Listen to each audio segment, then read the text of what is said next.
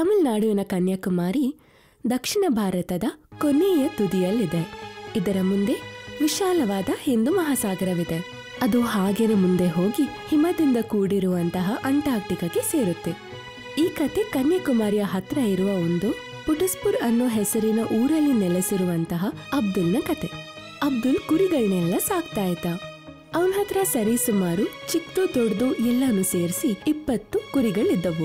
ಗುರ್ತು ಹಿಡಿಯೋಕೋಸ್ಕರ ಅಬ್ದುಲ್ ಅದರ ಮೇಲೆಲ್ಲ ಬಿಳಿ ಪೇಂಟಿನಲ್ಲಿ ನಂಬರ್ ಬರಿತಾ ಇದ್ದ.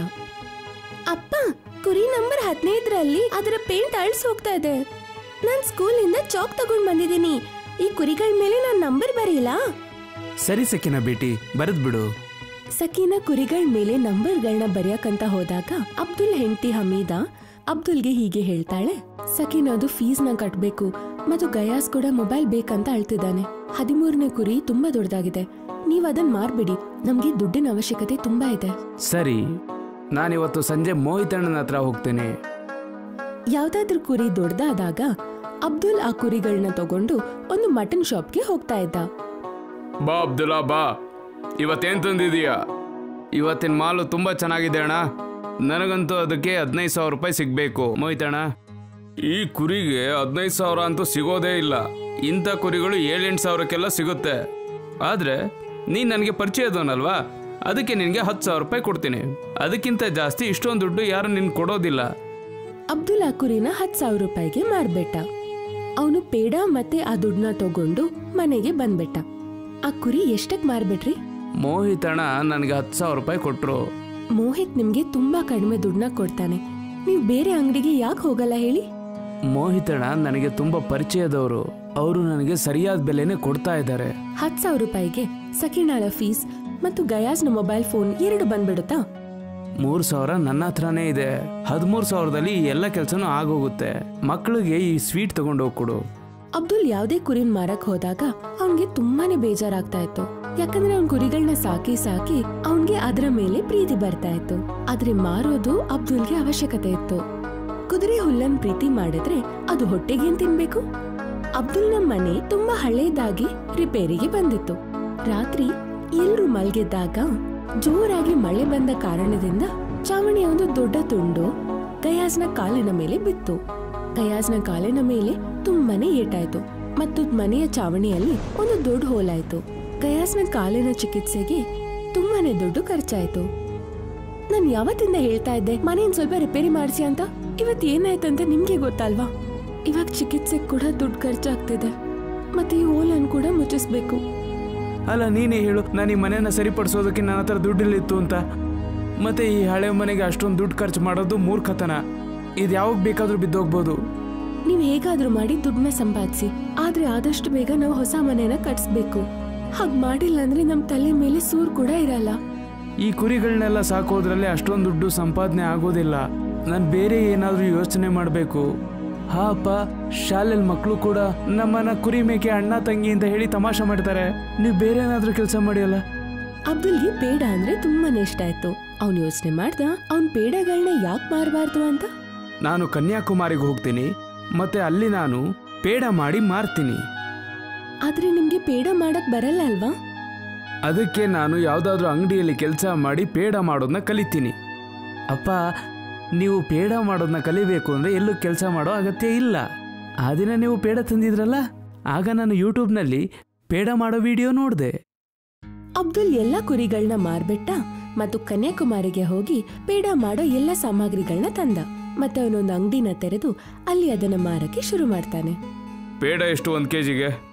ಕೆಜಿಗೆ 200 ರೂಪಾಯಿ ಮಾತ್ರ. ನನ್ನ ಮಕ್ಕಳು ಕಲ್ಲರ್ ಪೇಡ ತಿಂತಾರೆ. ನಿಮ್ಮ ಹತ್ರ ಏನಾದರೂ ಕಲ್ಲರ್ ಪೇಡ ಇದೆಯಾ? ಅಯ್ಯೋ, ಈಗಂತೂ ಇಲ್ಲ ಅಣ್ಣ, ಆದ್ರೆ ಆದಷ್ಟು ಬೇಗ ಮಾಡಿಸ್ಕೊಡ್ತೀನಿ. ನಿಧಾನಕ್ಕೆ ಅವನ ವ್ಯಾಪಾರ ಹೆಚ್ಚಾಗ್ತಾ ಹೋಗುತ್ತೆ. ಮತ್ತ ಅವನ ಅಂಗಡಿ ಸಿಟಿಯಲ್ಲಿ ಅಬ್ದುಲ್ ಪೇಡಾವಾಲಾ ಅಂತ ತುಂಬಾನೇ ಫೇಮಸ್ ಆಗ್ತಾ ಇರುತ್ತೆ. ಯಾವಾಗ ಅಬ್ದುಲ್ ಹತ್ರ ತುಂಬಾ ದುಡ್ಡು ಸೇರುತ್ತೋ ಅವನು ತನಗೋಸ್ಕರ ಅಂತ ಒಂದು ಹೊಸ ಮನೆಯನ್ನ ಕಟ್ಟಿಸ್ತಾನೆ. ಮಕ್ಕಳೇ, ನಿಮ್ಮ ಪರೀಕ್ಷೆಗಳೆಲ್ಲ ಮುಗಿದ ನಂತರ ನಾವು ಶ್ರೀಲಂಕಾಗೆ ಹೋಗೋಣ. ಅಬ್ದುಲ್ನ ಕುಟುಂಬ ಶ್ರೀಲಂಕಾಗೆ ತಿರ್ಗಕ್ಕಂತ ಹೋದಾಗ ಅವರು ತಮ್ಮ ಜೊತೆ ಅವ್ರ ಅಂಗಡಿಯ ಪೇಡಗಳನ್ನ ಕೂಡ ತಗೊಂಡೋದ್ರು. ಅವರು ಶ್ರೀಲಂಕಾದ ಜನರಿಗೆ ಫ್ರೀಯಾಗಿ ಪೇಡಗಳನ್ನ ಕೊಡ್ತಾ ಇದ್ರು. ಹೇಳಿ ಅಣ್ಣ, ನಮ್ಮ ಪೇಡ ಹೇಗಿದೆ ಅಂತ. ನಿಮ್ಮ ಪೇಡದ ರುಚಿ ಅಂತೂ ತುಂಬಾ ಅದ್ಭುತವಾಗಿದೆ. ನಮ್ಮಲ್ಲಿ ಇಲ್ಲಿ ಆಲಿ ಅನ್ನೋ ಒಬ್ಬ ವ್ಯಕ್ತಿ ಪೇಡ ಮಾಡ್ತಿದ್ದಾನೆ. ಆದ್ರೆ ಇವತ್ತು ನನಗೆ ಗೊತ್ತಾಯ್ತು ಅವ್ನು ಮಾಡೋ ಪೇಡದಲ್ಲಿ ಯಾವುದೇ ರುಚಿ ಇಲ್ಲ ಅಂತ. ಅಬ್ದುಲ್ನ ಕುಟುಂಬದವರು ಕೂಡ ಆಲಿಯ ಪೇಡನ ತಿಂದ್ಬಿಟ್ಟು ನೋಡಿದ್ರು. ಛೀ, ಇದು ಕಹಿ ಅನ್ಸ್ತಾ ಇದೆ. ಇದನ್ನ ನುಂಗಕ್ಕೂ ತುಂಬಾ ಕಷ್ಟ ಆಗ್ತಿದೆ. ಅಪ್ಪ, ಕನ್ಯಾಕುಮಾರಿಯಲ್ಲಿ ನಿಮ್ಮ ಅಂಗಡಿ ತುಂಬಾನೇ ಫೇಮಸ್ ಆಗಿದೆ. ಅಲ್ಲಿನ ಅಂಗಡಿಯಲ್ಲಿ ಕೆಲ್ಸದವ್ರನ್ನ ಬಿಟ್ಟು ನೀವು ಇಲ್ಲೊಂದು ಹೊಸ ಅಂಗಡಿನ ಓಪನ್ ಮಾಡಿ. ನೀನ್ ಸರಿಯಾಗಿ ಹೇಳಿದೆ ಸಕೀನಾ. ಈಗ ನಾನು ನನ್ನ ಬಿಸ್ನೆಸ್ನ ಶ್ರೀಲಂಕಾದಲ್ಲೂ ಮಾಡ್ತೀನಿ. ಅಬ್ದುಲ್ ಭಾರತದಿಂದ ಪೇಡಗಳನ್ನ ತಂದ್ಬಿಟ್ಟ ಮತ್ತು ಶ್ರೀಲಂಕಾದಲ್ಲಿ ಮಾರಕ್ಕೆ ಶುರು ಮಾಡ್ತಾನೆ. ಶ್ರೀಲಂಕಾದಲ್ಲಿ ಕೂಡ ಅಬ್ದುಲ್ನ ವ್ಯಾಪಾರ ತುಂಬಾ ಚೆನ್ನಾಗಿ ಆಗಕ್ ಶುರುವಾಯ್ತು. ಅಲ್ಲಿಯ ಪೇಡನ್ ತಿನ್ನಲು ಯಾವುದೇ ಜನ ಬರ್ತಾನೆ ಇರ್ಲಿಲ್ಲ. ಅಲ್ಲಿ ಒಂದು ದಿನ ಅಬ್ದುಲ್ ಹತ್ರ ಹೋಗ್ತಾನೆ. ಅಣ್ಣೋರೇ, ನೀವು ನಿಮ್ಮ ಪೇಡನ ಯಾವ ಥರ ತಯಾರು ಮಾಡ್ತೀರಿ? ನಾನು ಅದನ್ನ ನೋಡಿ ಕಲ್ತ್ಕೊಬೇಕು ಅನ್ಕೊಂಡಿದ್ದೀನಿ. ನಿಮಗೆ ಸ್ವಾಗತ ಗೆಳೆಯ. ನಾನು ಅದ್ರ ಬಗ್ಗೆ ನಿಮಗೆ ಚೆನ್ನಾಗಿ ಹೇಳ್ಕೊಡ್ತೀನಿ ಮತ್ತೆ ಕಲ್ಸ್ಕೊಡ್ತೇನೆ. ಅಲ್ಲಿ ಅಬ್ದುಲ್ ಪೇಡ ಮಾಡೋ ಎಲ್ಲ ಪ್ರಾಸೆಸ್ನ ನೀಟಾಗಿ ನೋಡ್ತಾನೆ ಇರ್ತಾನೆ. ಅವನ್ಗೇನ್ ಅರ್ಥ ಆಯ್ತು ಅಂದ್ರೆ ವ್ಯತ್ಯಾಸ ಪೇಡಗೆ ಹಾಕೋ ಸಾಮಗ್ರಿಯಲ್ಲೇ ಇತ್ತು ಅಂತ. ಅಬ್ದುಲ್ ಅಣ್ಣ, ನೀವು ಅಷ್ಟೊಂದು ಗುಣಮಟ್ಟದ ವಸ್ತುಗಳನ್ನ ಈ ಪೇಡಗೆ ಯಾಕೆ ಉಪಯೋಗಿಸ್ತಿದ್ದೀರಾ? ಲೋ ಕ್ವಾಲಿಟಿ ವಸ್ತುಗಳನ್ನ ಹಾಕಿ ಪೇಡ ಮಾಡಿ, ಲಾಭ ಜಾಸ್ತಿ ಬರುತ್ತೆ, ಸಂಪಾದನೆ ಹೆಚ್ಚಾಗುತ್ತೆ. ಇಲ್ಲ, ನಾನು ಹಾಗೆ ಮಾಡೋಕ್ಕಾಗಲ್ಲ. ನಾನು ನನ್ನ ಗ್ರಾಹಕರಿಗೆ ಅತ್ಯುತ್ತಮ ಕ್ವಾಲಿಟಿಯ ಪೇಡವನ್ನು ಕೊಡಬೇಕು ಅಂತ ಅಂದ್ಕೊಂಡಿದ್ದೀನಿ. ನೀವು ಕೂಡ ನಿಮ್ಮ ಪೇಡದ ಕ್ವಾಲಿಟಿಯನ್ನು ಸುಧಾರಿಸಿ. ನೋಡು, ನೀನು ಮತ್ತೆ ನಾನು ಸೇರ್ಕೊಂಡು ಲೋ ಕ್ವಾಲಿಟಿಯ ಪೇಡಗಳನ್ನ ಮಾಡಿದ್ರೆ ಯಾರಿಗೂ ಕ್ವಾಲಿಟಿಯ ಬಗ್ಗೆ ಯಾವ ವಿಷಯನೂ ಗೊತ್ತೇ ಆಗೋದಿಲ್ಲ. ನಮ್ಮಿಬ್ರಿಗೆ ಲಾಭ ಆಗುತ್ತೆ. ನೀನ್ ಹೇಳು, ನಾನು ನಮ್ಮ ಇಂಪೋರ್ಟರ್ಸ್ ಹತ್ರ ನಿನ್ ಬಗ್ಗೆ ಮಾತಾಡ್ತೀನಿ. ಅವ್ರು ನಿಂಗೆ ಕಮ್ಮಿ ಮಾಲ್ಗಳನ್ನೆಲ್ಲ ಕೊಟ್ಬಿಡ್ತಾರೆ. ಇಲ್ಲ ಅಣ್ಣ, ನನಗೆ ಕಮ್ಮಿ ಐಟಮ್ಗಳೆಲ್ಲ ಬೇಡ. ಒಂದ್ ವೇಳೆ ಈ ವ್ಯಕ್ತಿ ಇಲ್ಲೇ ಇದ್ರೆ ನನ್ನ ವ್ಯಾಪಾರ ಎಲ್ಲ ಹಾಳಾಗ್ಬಿಡುತ್ತೆ. ಅಲ್ಲಿ ಒಂದ್ ಹೆಂಗಸಿಗೆ ಸ್ವಲ್ಪ ದುಡ್ಡನ್ನ ಕೊಟ್ಟು ಅವಳನ್ನ ಅಬ್ದುಲ್ ಬಳಿಗೆ ಕಳಿಸ್ಬಿಡ್ತಾನೆ. ನನ್ನ ಹತ್ರ ದುಡ್ಡಿಲ್ಲ, ಆದ್ರೆ ನನ್ಗೆ ಮಿಠಾಯಿ ತಿನ್ಬೇಕಂತ ತುಂಬಾನೇ ಆಸೆ ಆಗ್ತಿದೆ. ನೀವ್ ನನ್ಗೆ ಪೇಡನ ಕೊಡ್ಬಹುದಾ? ಹಾ ತಂಗಿ, ನಿಮ್ಗೆ ಎಷ್ಟು ಪೇಡ ಬೇಕು ಅಂತ ಹೇಳಿ. ಅಲ್ಲನ ಆಶೀರ್ವಾದದಿಂದ ನೀವೆಷ್ಟು ಪೇಡ ತಿಂದ್ರೂ ನನಗೆ ಖಂಡಿತ ನಷ್ಟ ಆಗೋದಿಲ್ಲ. ನಿಮ್ ಧ್ವನಿ ನಿಮ್ ಪೇಡದಷ್ಟೇ ಸಿಹಿಯಾಗಿದೆ. ನೀವ್ ನನ್ನ ತಂಗಿ ಅಂತ ಕರಿಬೇಡಿ. ನನ್ನ ಹೆಸರು ರಸೀಲಿ. ನೀವ್ ನನ್ನ ರಸೀಲಿ ಅಂತಾನೆ ಕರೀರಿ. ನಾನ್ ನಿಮ್ಮನ್ ಸ್ವಲ್ಪ ಪರ್ಸನಲ್ ಆಗಿ ಭೇಟಿ ಆಗ್ಬೇಕು. ನೀವೇನಾದ್ರೂ ಫ್ರೀ ಇದ್ದೀರಾ? ಅಲ್ಲಿಯ ಪ್ಲಾನ್ ಏನಂದ್ರೆ ರಸೀಲಿ ಅಬ್ದುಲ್ನ ಸಿಕ್ಕಾಕ್ಸ್ತಾಳೆ ಅಂತ ಮತ್ತು ಅವನ ಮೇಲೆ ಸುಳ್ಳು ಆಪಾದನೆಗಳನ್ನೆಲ್ಲ ಮಾಡಿ ಅವನ ಹೆಸರನ್ನ ಹಾಳು ಮಾಡಿ ಅವನ್ನ ಜೈಲ್ ಕಳಿಸ್ತಾಳೆ ಅಂತ. ಆದ್ರೆ ಅಲ್ಲಿಯ ಪ್ಲಾನ್ ಫಲಿಸ್ಲಿಲ್ಲ. ಅಬ್ದುಲ್ ರಸೀಲಿಯ ಮಾತುಗಳನ್ನು ಕೇಳಿಸ್ಕೊಂಡು ಅವಳನ್ನ ಅರ್ಥ ಮಾಡ್ಕೊಳ್ತಾನೆ ಮತ್ತು ಹೇಳುತ್ತಾನೆ, ನಾನೊಬ್ಬ ಮದ್ವೆ ಆಗಿರೋ ವ್ಯಕ್ತಿ, ಆದ್ರಿಂದ ನಾನು ನಿನ್ನ ಒಂಟಿಯಾಗಿ ಭೇಟಿ ಆಗೋದಿಲ್ಲ. ಅವ್ನ್ ಯಾವ್ದೇ ಹೆಂಗಸಿನ ಬಲೆಗೆ ಬೀಳಲ್ಲ. ನೀವು ಬೇರೆ ಏನಾದ್ರೂ ಪ್ಲಾನ್ ಮಾಡಿ. ಅಲ್ಲಿ ತನ್ಗೆ ಗೊತ್ತಿರುವಂತಹ ಒಂದು ಮಂತ್ರಿ ಹತ್ರ ಹೋಗ್ತಾನೆ. ಮಂತ್ರಿಗಳೇ, ಅಬ್ದುಲ್ ಅನ್ನೋ ಒಬ್ಬ ಭಾರತೀಯ ವ್ಯಕ್ತಿ ನನ್ನ ಉಸಿರುಗಟ್ಟಿಸ್ಬಿಟ್ಟಿದ್ದಾನೆ. ನೀವು ಯಾವ್ದಾದ್ರೂ ಒಂದು ಕಾನೂನನ್ನು ಅವನ ಮೇಲೆ ಹೇರಿ ಅವನನ್ನ ವಾಪಸ್ ತಮಿಳುನಾಡಿಗೆ ಕಳಿಸ್ಬಿಡಿ. ಭಾರತ ಸರ್ಕಾರದ ಜೊತೆ ನಮ್ಮ ಸಂಬಂಧವನ್ನ ಸರಿಯಾಗಿ ಇಟ್ಕೊಳ್ಳೋದು ನಮ್ಮ ಕರ್ತವ್ಯ ಕಣೋ. ಭಾರತ ಸರ್ಕಾರ ಎಲ್ಲಾ ವಿಷಯದಲ್ಲೂ ನಮಗೆ ಸಹಾಯ ಮಾಡ್ತಿದೆ. ಅಂಥದ್ರಲ್ಲಿ ಒಬ್ಬ ಭಾರತೀಯ ವ್ಯಕ್ತಿಗೆ ನಾವು ತೊಂದರೆ ಕೊಡೋದು ಅಷ್ಟು ಒಳ್ಳೇದಲ್ಲ. ನೀನು ನಿನ್ ಕೆಲಸ ಎಷ್ಟು ಅಷ್ಟು ನೋಡ್ಕೋ. ಅಲ್ಲಿ ತುಂಬಾ ಕೋಪಗೊಂಡು ತನ್ನ ಮನೆಗೆ ಹೋಗ್ತಾನೆ. ಏನಾಯ್ತು? ಇತ್ತೀಚೆಗೆ ನೀವ್ ಯಾಕೆ ಇಷ್ಟೊಂದು ಚಿಂತೆಯಲ್ಲಿದ್ದೀರಾ? ನನ್ ಚಿಂತೆ ಕಟ್ಕೊಂಡು ನಿನ್ಗೇನಾಗ್ಬೇಕು? ನಿಮ್ಗೆಲ್ಲ ತಿನ್ನೋದಕ್ಕೆ ಮತ್ತೆ ಒಳ್ಳೆ ಬಟ್ಟೆ ಬೇಕಷ್ಟೇ. ತಿನ್ನೋದ್ರಲ್ಲಿ ಮತ್ತು ಒಳ್ಳೆ ಬಟ್ಟೆ ಕೇಳೋದ್ರಲ್ಲಿ ತಪ್ಪೇನಿದೆ? ಆದ್ರೆ ನೀವ್ ಇಷ್ಟೊಂದು ಚಿಂತೆ ಯಾಕೆ ಆಗ್ತಿದ್ದೀರಾ ನನಗೆ ಹೇಳಿ. ಬಹುಶಃ ನಾನ್ ನಿಮ್ಗೆ ಉಪಾಯನ ಹೇಳ್ಬಹುದು. ಅಲ್ಲಿ ತನ್ನ ಹೆಂಡತಿಗೆ ಸಮಸ್ಯೆನ ಹೇಳುತ್ತಾನೆ. ನನ್ನ ಅಣ್ಣ ಶಾರುಖ್ ಅಂಟಾರ್ಕ್ಟಿಕಾಗೆ ಯಾತ್ರೆಗೆ ಹೋಗುತ್ತಿದ್ದಾನೆ. ಆ ಮನುಷ್ಯನನ್ನು ಹಡಗಿನಲ್ಲಿ ಕೂರಿಸಿ ಅಂಟಾರ್ಕ್ಟಿಕಾಗೆ ಕಳಿಸ್ಬಿಡಿ. ಅಲ್ಲಿ ತುಂಬಾನೇ ಹಿಮ ಇರುತ್ತೆ. ಅವನ್ ಹೆಪ್ಪುಗಟ್ಟಿ ಅಲ್ಲೇ ಸತ್ತೋಗ್ತಾನೆ.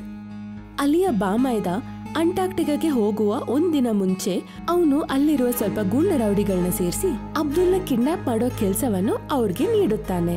ಅಬ್ದುಲ್ನ ಕೈಕಾಲ್ಗಳನ್ನ ಕಟ್ಟಿ ಮತ್ತು ಕಣ್ಗಳಿಗೆ ಕೂಡ ಪಟ್ಟಿನ ಹಾಕಿ ಅವನ್ನ ಒಂದು ಹಡಗಿನ ಮೇಲೆ ಕೂರಿಸ್ತಾರೆ. ಅಲ್ಲಿಯ ಬಾಮೈದ ಹಿಮದಲ್ಲಿ ಕೂಡಿರುವಂತಹ ಅಂಟಾರ್ಕ್ಟಿಕಾದಲ್ಲಿ ಅಬ್ದುಲ್ನ ಬಿಟ್ಟು ಬರುತ್ತಾನೆ. ಅಲ್ಲಿ ಎಲ್ಲಿ ನೋಡಿದ್ರು, ತುಂಬಾ ದೂರವರೆಗೂ ನೋಡಿದ್ರು ಹಿಮ ಪರ್ವತ ಬಿಟ್ಟು ಬೇರೆ ಏನೂ ಇರ್ಲಿಲ್ಲ. ತುಂಬಾ ಕಷ್ಟ ಬಿದ್ದು ಅಬ್ದುಲ್ ತನ್ನ ಕಣ್ಣು ಕಟ್ಟಿರುವಂತ ಪಟ್ಟಿನ ತೆಗಿತಾನೆ. ಈಗ ನಾನು ಎಲ್ಲಿ ಬಂದಿರೋದು? ಇಲ್ಲಂತೂ ತುಂಬಾ ಶೀತ ಇದೆ, ನನಗೆ ತುಂಬಾನೇ ಹಸುವಾಗ್ತಾ ಇದೆ. ಇಲ್ಲಂತೂ ತಿನ್ನೋದಕ್ಕೂ ನನಗೇನು ಸಿಗ್ತಾ ಇಲ್ಲ. ಅವಾಗ ಅಬ್ದುಲ್ ಕಿವಿಗೆ ಹಿಂದೆಯಿಂದ ಯಾರೋ ಗರ್ಜಿಸುವಂತ ಧ್ವನಿ ಕೇಳುತ್ತೆ. ಅಬ್ದುಲ್ನ ಹಿಂದೆ ಒಂದು ಬಿಳಿ ಕರಡಿ ಇತ್ತು. ಆ ಕರಡಿ ಅಬ್ದುಲ್ನ ಓಡಿಸ್ತಾ ಇತ್ತು. ಮತ್ತೆ ಅಬ್ದುಲ್ ದಿಕ್ಕುಪಾಲಾಗಿ ಓಡ್ತಾ ಇದ್ದ. ಅಯ್ಯೋ ದೇವ್ರೆ, ಈ ಕಷ್ಟದಿಂದ ಕಾಪಾಡು ನನ್ನ. ಅಬ್ದುಲ್ ತುಂಬಾ ತಣ್ಣಗಿರೋ ನೀರಲ್ಲಿ ಧುಮುಕ್ತ. ಆಗ ಆ ಬಿಳಿ ಕರಡಿ ಅಬ್ದುಲ್ನ ಬಿಟ್ಬಿಡ್ತು. ಈ ಕರಡಿ ಏನಾದ್ರೂ ತಿನ್ನುತ್ತೆ ಅನ್ಸುತ್ತೆ. ನಾನು ಇದರ ಹಿಂದೆನೆ ಹೋದ್ರೆ ನನಗೂ ಏನಾದ್ರೂ ತಿನ್ನೋದಕ್ಕೆ ಸಿಗ್ಬೋದು. ಅಬ್ದುಲ್ ಕರಡಿಯ ಹಿಂದೆನೆ ಹೋಗುತ್ತಾನೆ. ಆ ಕರಡಿ ನೆಲದ ಮೇಲೆ ಬಿದ್ದಿರುವಂತ ಇನ್ನೊಂದು ಕರಡಿ ಹತ್ರ ಹೋಗ್ತಾ ಇರುತ್ತೆ. ನೆಲದಲ್ಲಿದ್ದ ಕರಡಿಯ ಹೊಟ್ಟೆಯಲ್ಲಿ ಒಂದು ಗಾಯವಾಗಿರುತ್ತೆ. ಅದರಿಂದ ರಕ್ತ ಬರ್ತಿರುತ್ತೆ. ನಾನು ಆ ಕರಡಿಗೆ ಸಹಾಯ ಮಾಡಬೇಕು. ಅಬ್ದುಲ್ ಭಯ ಪಡ್ಕೊಂಡೆ ಆ ಗಾಯಗೊಂಡಿರುವ ಕರಡಿ ಹತ್ರ ಬರ್ತಾನೆ ಮತ್ತು ತನ್ನ ಬಟ್ಟೆಯಿಂದನೇ ಆ ಕರಡಿಗೆ ಪಟ್ಟಿಯನ್ನ ಕಟ್ತಾನೆ. ಈಗ ಅಬ್ದುಲ್ ಹತ್ರ ಹಾಕೊಳ್ಳಕ್ಕೆ ಶರ್ಟ್ ಕೂಡ ಇರ್ಲಿಲ್ಲ. ಹೇ ದೇವ್ರೆ, ನನಗೆ ಸಹಾಯ ಮಾಡು. ಆಗ ಅಬ್ದುಲ್ನ ಮುಂದೆ ಒಂದು ದೇವಿ ಪ್ರತ್ಯಕ್ಷವಾಗ್ತಾಳೆ. ನಾನು ಹಿಮದ ದೇವಿ ಐಸ್ನೋ ಅಂತ. ನಾನು ಇಲ್ಲಿರೋ ಪ್ರಾಣಿಗಳನ್ನೆಲ್ಲ ಪಾಲನೆ ಮಾಡ್ತೀನಿ. ಪ್ರತಿ ಸಲ ಇಲ್ಲಿ ಬೇಟೆಗಾರರು ಬರ್ತಾರೆ ಮತ್ತು ಕರಡಿಗಳನ್ನೆಲ್ಲ ಬೇಟೆ ಮಾಡ್ತಾರೆ. ನೀನೊಂದು ಗಾಯವಾಗಿರೋ ಕರಡಿಗೆ ಸಹಾಯ ಮಾಡ್ತೆ. ನನ್ಗೆ ತುಂಬಾನೇ ಖುಷಿಯಾಗಿದೆ. ಅದಕ್ಕೋಸ್ಕರ ನಾನು ನಿನ್ಗೆ ಒಂದು ವರವನ್ನು ನೀಡುತ್ತೇನೆ. ದೇವಿ ಅಬ್ದುಲ್ಗೆ ಒಂದು ದಂಡವನ್ನು ನೀಡುತ್ತಾರೆ. ಈ ದಂಡವನ್ನು ನೀನು ಹಿಮಕ್ಕೆ ಸ್ಪರ್ಶಿಸು. ನೀನು ಯಾವ ವಸ್ತನ್ನು ಬಯಸುತ್ತೀಯೋ ಆ ವಸ್ತು ಆಗಿ ಹಿಮವು ಬದಲಾಗುತ್ತೆ. ನಾನು ಕನ್ಯಾಕುಮಾರಿಯಿಂದ ಬಂದಿದ್ದೀನಿ. ಮೊದಲಿಗೆ ನಾನು ಮಂಜಿನ ದೋಣಿಯನ್ನ ಮಾಡಿ ನಾನು ನಮ್ಮೂರ್ಗೆ ಹೋಗ್ತೀನಿ. ಆದ್ರೆ ನಾನು ನನ್ನ ಮನೆ ತಲುಪದ ಮೇಲೆ ಇದರ ಅಗತ್ಯ ಖಂಡಿತ ಇರಲ್ಲ ಅನ್ಸುತ್ತೆ. ಯಾಕಂದ್ರೆ ಕನ್ಯಾಕುಮಾರಿಯಲ್ಲಿ ಮಂಜು ಇರೋದೇ ಇಲ್ಲ. ನೀನಾದ್ರೆ ಚಿಂತೆ ಮಾಡಬೇಡ. ನಾನು ಪ್ರತಿ ಅಮಾವಾಸ್ಯೆಯ ರಾತ್ರಿ 12 ಗಂಟೆಗೆ ನಾನು ಇಲ್ಲಿಂದ ನಿನಗೋಸ್ಕರ ಅಲ್ಲಿಗೆ ಒಂದು ದೊಡ್ಡ ಹಿಮದ ತುಂಡನ್ನು ಕಳಿಸ್ಕೊಡ್ತೀನಿ. ಅಬ್ದುಲ್ ತನ್ನ ಮನಸ್ಸಿನಲ್ಲಿ ಒಂದು ದೋಣಿಯನ್ನು ಧ್ಯಾನ ಮಾಡುತ್ತಾ ಒಂದು ದೊಡ್ಡ ಹಿಮದ ತುಂಡನ್ನು ದಂಡದಿಂದ ಸ್ಪರ್ಶಿಸುತ್ತಾನೆ. ಆಗ ಆ ಹಿಮದ ತುಂಡು ದೋಣಿಯಾಗಿ ಬದಲಾಗುತ್ತೆ. ಅಬ್ದುಲ್ ಆ ದೋಣಿಯನ್ನು ಚಲಾಯಿಸುತ್ತಾ ಕನ್ಯಾಕುಮಾರಿಗೆ ತಲುಪುತ್ತಾನೆ. ಅಪ್ಪ, ನೀವೆಲ್ಲಿ ಹೋಗಿದ್ರಿ ಇಷ್ಟು ದಿನ? ನಾನ್ ನಿಮ್ಗೆ ತುಂಬಾನೇ ಫೋನ್ ಮಾಡಿದ್ದೆ. ಮಗ್ನೆ, ನನ್ನನ್ನ ಯಾರೋ ಅಂಟಾರ್ಟಿಕಾಗೆ ಕರ್ಕೊಂಡು ಹೋಗಿದ್ರು. ಆದ್ರೆ ಈಗ ಎಲ್ಲ ಸರಿ ಹೋಯ್ತು. ನೀನು ಸಕಿನಾಗೆ ಮತ್ತೆ ನಿಮ್ಮ ಅಮ್ಮಗೆ ಯಾವ ವಸ್ತುವಿನ ಅಗತ್ಯವಿದೆಯೋ ಅದನ್ನ ಒಂದು ಚೀಟಿಲಿ ಬರ್ದ್ಕೊಡಿ.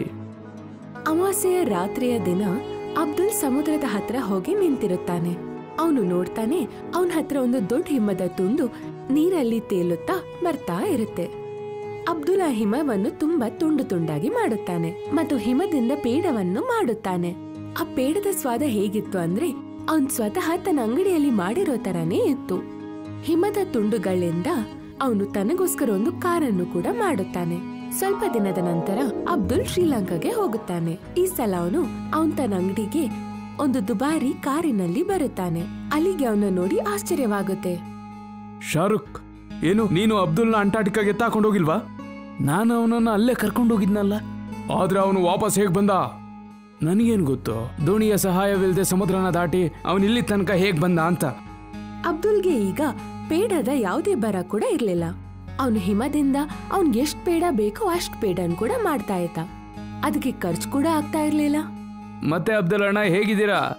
ಚೆನ್ನಾಗಿದ್ದೀನಿ ಆಲಿ. ನಿಮ್ ಬಗ್ಗೆ ಹೇಳಿ. ನಾನು ಚೆನ್ನಾಗಿದ್ದೀನಿ. ನಿಮ್ಮ ಪೇಡಾದ ಕ್ವಾಲಿಟಿ ಈಗ ಮುಂಚೆಗಿಂತನೂ ಚೆನ್ನಾಗಿದೆಯಲ್ಲ. ಗಾಜಿನ ತರ ತುಂಬಾ ನಾಜೂಕಾಗಿದೆ. ಖಂಡಿತವಾಗಿಯೂ ಮಂಜಿನ ತರ. ನೀವು ಸರಿಯಾಗಿ ಹೇಳಿದ್ರಿ. ನಾನು ಈ ಪೇಡಾನ ಮಂಜಿನಿಂದನೇ ತಯಾರು ಮಾಡ್ತಿದ್ದೀನಿ. ಪೇಡಾನ ಮಂಜಿನಿಂದ ತಯಾರು ಮಾಡ್ತಿದ್ದೀರಾ? ಅದೇಗ್ ಸಾಧ್ಯ? ಅಬ್ದುಲ್ ಅಲ್ಲಿಗೆ ಹಿಮ ಮತ್ತು ಮಾಯದ ದಂಡದ ಬಗ್ಗೆ ಹೇಳುತ್ತಾನೆ. ಹಾಗಾದ್ರೆ ಅಬ್ದುಲ್ ಅಣ್ಣ, ಆ ದಂಡವನ್ನ ಸ್ವಲ್ಪ ದಿನಕ್ಕೋಸ್ಕರ ನಮಗೂ ಕೊಟ್ಬಿಡಿ. ನಾನು ಮಂಜಿನಿಂದ ಪೇಡ ತಯಾರು ಮಾಡ್ತೀನಿ. ನಾನು ಆ ದಂಡವನ್ನ ನಿಮಗೆ ಕೊಡೋದಕ್ಕಾಗೋದಿಲ್ಲ. ಅದನ್ನೇನಾದ್ರೂ ನೀವೆಲ್ಲಾದ್ರೂ ಕಳೆದು ಬಿಟ್ರೆ ನನಗೆ ಖಂಡಿತವಾಗಿಯೂ ತುಂಬಾ ನಷ್ಟವಾಗ್ಬಿಡುತ್ತೆ. ನೀವು ಒಂದು ಕೆಲಸ ಮಾಡಿ, ಅಮಾವಾಸ್ಯೆಯ ರಾತ್ರಿ ನೀವು ಕನ್ಯಾಕುಮಾರಿಗೆ ಬಂದ್ಬಿಡಿ. ನಾನು ಮಂಜಿನಿಂದ ಪೇಡ ತಯಾರು ಮಾಡ್ತೀನಿ ಮತ್ತೆ ಅದನ್ನ ನಿಮ್ಗೆ ಕಡಿಮೆ ಬೆಲೆಯಲ್ಲಿ ಕೊಡ್ತೀನಿ. ಅದರಿಂದ ನಿಮ್ ಜೀವನಾನು ಚೆನ್ನಾಗಿ ಸಾಗುತ್ತೆ. ನಾನು ಇವನನ್ನ ಅಂಟಾರ್ಟಿಕಾಗೆ ಸಾಯೋದಕ್ಕೆ ಕಳಿಸ್ದೆ. ಆದ್ರೆ ಇವನು ವರ ತಗೊಂಡು ವಾಪಸ್ ಬಂದಿದ್ದಾನೆ. ಈಗ ನನ್ ಮೇಲೇನೆ ದಯೆ ತೋರಿಸ್ತಾ ಇದ್ದಾನೆ. ನಾನು ಅಂಟಾರ್ಟಿಕಾಗೆ ಹೋಗ್ತೀನಿ. ಆ ದೇವಿ ಹತ್ರ ಆ ದಂಡನ ವರ ಪಡ್ಕೊಂಡ್ ಬರ್ತೇನೆ. ಅಲ್ಲಿ ತನ್ನ ಬಾಮೈದ ಶಾರುಖ್ ಜೊತೆಗೆ ಅಂಟಾರ್ಟಿಕಾಗೆ ಹೋಗುತ್ತಾನೆ. ಶಾರುಖ್, ನೀನೊಂದು ಕರಡಿಗೆ ಜೋರಾಗಿ ಗಾಯ ಮಾಡಿಬಿಡು. ನಾನು ಆ ಕರಡಿಗೆ ಸಹಾಯ ಮಾಡ್ತೀನಿ. ಆಗ ದೇವಿ ಪ್ರಸನ್ನಳಾಗಿ ನನಗೆ ವರ ಕೊಡ್ತಾಳೆ. ಮತ್ತೆ ನಾನು ಕೂಡ ಅಬ್ದುಲ್ ನಂತರ ಶ್ರೀಮಂತನಾಗ್ಬಿಡ್ತೀನಿ. ಶಾರುಖ್ ಒಂದ್ ಕರಡಿಗೆ ಅದರ ಹೊಟ್ಟೆಯ ಮೇಲೆ ಆಯುಧದಿಂದ ಗಾಯ ಮಾಡುತ್ತಾನೆ. ಅಲ್ಲಿ ಆ ಕರಡಿ ಹತ್ರ ಹೋಗ್ತಾನೆ ಮತ್ತೆ ಅದಕ್ಕೆ ಚಿಕಿತ್ಸೆಯನ್ನು ಕೂಡ ಮಾಡುತ್ತಾನೆ. ಆಗ ಅಲ್ಲಿ ಹಿಮದ ದೇವಿ ಪ್ರತ್ಯಕ್ಷವಾಗ್ತಾಳೆ. ನಾನ್ ನಿಮ್ ಮಾತುಗಳನ್ನೆಲ್ಲ ಕೇಳಿಸ್ಕೊಂಡೆ. ನೀನು ನನ್ ವರವನ್ನು ಪಡೆಯಲು ಬೇಕಂತ ಆ ಕರಡಿಗೆ ನೋವನ್ನು ಉಂಟು ಮಾಡಿದ್ಯಾ. ನಿನ್ಗೆ ಶಿಕ್ಷೆ ಸಿಗುತ್ತೆ. ದೇವಿ 4 ಕರಡಿಗಳನ್ನ ಅಲ್ಲಿಯ ಹಿಂದೆ ಕಳಿಸ್ಬಿಡ್ತಾಳೆ. ಅಲ್ಲಿ ತನ್ನ ಪ್ರಾಣವನ್ನು ಉಳಿಸಲು ಒಂದು ತಣ್ಣಗಿರೋ ನೀರಲ್ಲಿ ಧುಮುಕ್ತಾನೆ. ಅಯ್ಯೋ, ಯಾರಾದ್ರೂ ಇಲ್ಲಿಂದ ನನ್ನನ್ನು ಕಾಪಾಡಿ. ಈ ಕರಡಿನ ನನ್ನ ಆಚೆ ಬರೋದಕ್ಕೆ ಬಿಡ್ತಾನೆ ಇಲ್ಲ. ನನ್ನ ಕ್ಷಮಿಸ್ಬಿಡು ದೇವಿ, ನನ್ನನ್ನು ಇಲ್ಲಿಂದ ಆಚೆ ಕಳಿಸು. ನಾನು ಮನೆಗೆ ಹೋಗ್ಬೇಕು. ಹೀಗೆ ಅಲ್ಲಿ ತಾನ್ ಮಾಡಿರೋ ತಪ್ಪುಗಳಿಗೆ ಶಿಕ್ಷೆನ ಅನುಭವಿಸ್ತಾನೆ.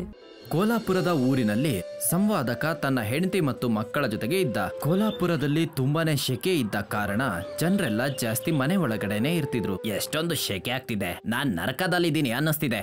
ಏನ್ರಿ ನೀವು ಯಾವಾಗ್ಲೂ ನರ್ಕ ಅದು ಇದು ಅಂತ ಮಾತಾಡ್ತಾನೆ ಇರ್ತೀರಾ? ಸ್ವಲ್ಪ ದಿನ ಅಷ್ಟೇ, ಆಮೇಲೆ ಎಲ್ಲ ಸರಿ ಹೋಗುತ್ತೆ. ಇದಂತೂ ನೀನು 1 ತಿಂಗಳಿಂದ ಹೇಳ್ತಾ ಇದ್ಯಾ.